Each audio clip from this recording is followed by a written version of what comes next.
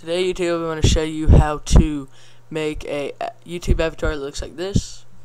Now, we're just going to go and open up Photoshop. This can also be reversed and made everything bigger to make a desktop background. You want it to be 500 by 500, 72 res. You want first, you're going to want to fill it in with black. Most of you're going to know how to do that, I hope. If not, you probably don't want to watch this tutorial because it's going to be a little harder than that. Now I'm going to open up Cinema 4D, and I'm going to go to MoGraph, MoText. I'm going to fill in whatever I want it to say and pick my font. I'm going to be using Raise 1 Original because it's just gangsta, right? Now I'm going to change my depth to 50. Alright, so I'm going to go click on that little box and make it Extrude Narbs, or Nerbs, or however you want to say it.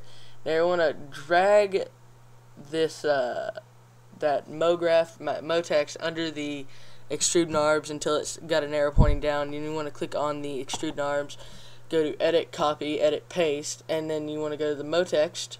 You want to change all of those to fillet caps. Go to caps, change them all to fillet caps, and go to MoText and set down the depth to 25. Now you want to get the 25 centered right up in the middle of the 50 and make sure it looks good. I'm rendering it out a few times here just to get it to where how I want it. Now I'm going to go to that little box looking thing and add a sky like I just did. Now I'm going to click on color a few times and go to my color. Just going to choose my color. I think I've changed my mind. I'm going to go to reflection also and change it to around a 30 reflection. And I'm going to drag that on there and drop it on my RHD and see how it looks. See, that's how it's going to look after it's rendered out. I don't like that at all. It's just too pale. So I'm trying to get the camera angle fixed to where how I want it. But I do end up changing the color. Sorry for that Skype call right there. Okay, so let's see how it renders. And I just don't like that color. I can't get over it. So I delete it and I go and I still have my reflection and I want to change it to a lime green. And this color looks pretty nice, not gonna lie. You guys want to tweak with the color settings to how you want it. You want it to look as best as you like it. Make sure you have that reflection to around a 30 or a 25. Now render it out. Alright, so that looks a little bit better. Now I'm going to see if I can find a good camera angle for it. The camera angle matters sometimes. It can make the colors a little bit more brighter like that did. So I'm like, alright, I like that. Now I'm going to go to that, click the color, and I'm going to choose a black for the background. I'm going to drag it onto that, to the RHD in the back. That one doesn't need a reflection. Now I'm going to change it to 1280 by 720. Now I'm going to choose my file save, and I'm going to just write in wherever I want to save it. Now I'm going to go to QuickTime PNG, and I'm going to click Alpha Channel. I'm going to go to Annihilating and click Best. That's all I need, so I'm going to exit out. Now you might have to realign it a little bit to get it to how you want it. See, that's a little bit, so I drag it out. Now I'm gonna okay, I'm gonna let it render. You're gonna click the middle render one, and bam, we have our RHD for the render. Now I'm gonna X out that. I'm gonna open it back up Photoshop, go to File, Open, and I'm gonna locate my recently 3D text. I'm gonna click on our dragger tool and drag it out into there. I'm gonna hold Shift and drag our 3D text down. You don't want it to look pixelated. It's just ugly and it turns me off. Anyways, you're gonna drag it down to where it fits and it looks real nice. So I like how it looks there. I'm gonna apply that transformation.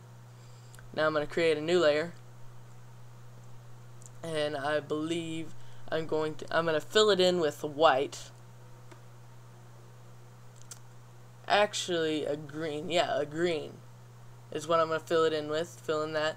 Now that's okay. Now I'm going to go up to Filter, Render, Fibers. I'm going to change that to 6 and this one to 8 and press OK. Now I'm going to go up to my Move tool, and I'm gonna, or you can press Control T, and I'm gonna drag it out nice and big, no homo, and I'm gonna tilt it to where it's like got like this rainy effect going down.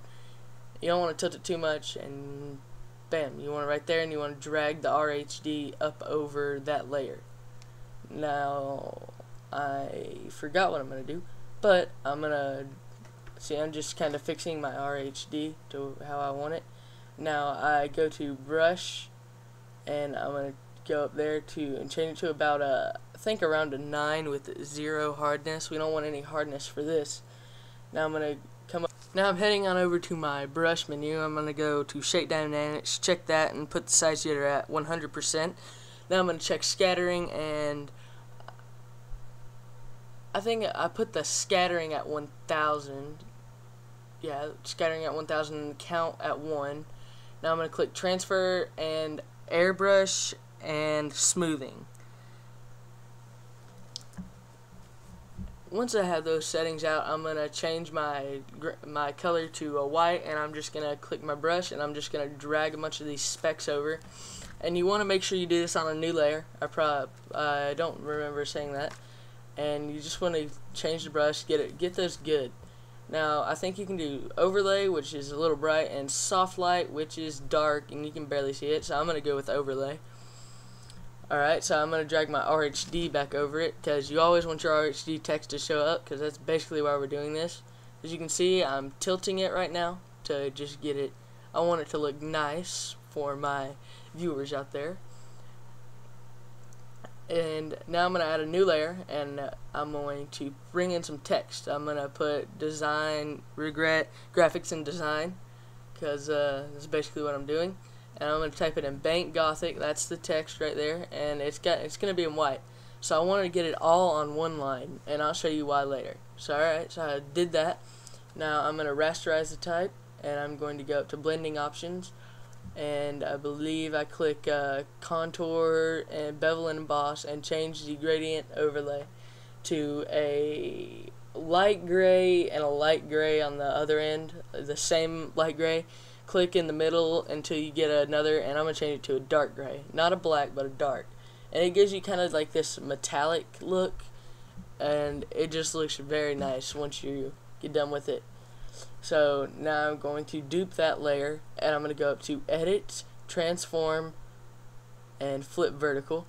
I'm going to drag that layer down right under it. It's like a click. And I change my opacity. You guys can kind of alter it to how you want it. You just want a reflection to show up. Now I'm going to save it, and I'm going to put it on 12, the maximum quality, so it looks the best. And now I'm just going to exit out of Photoshop and open it up. Nope, wrong one. Open up, and that's what it looks like, YouTube. Alright, thanks, peace.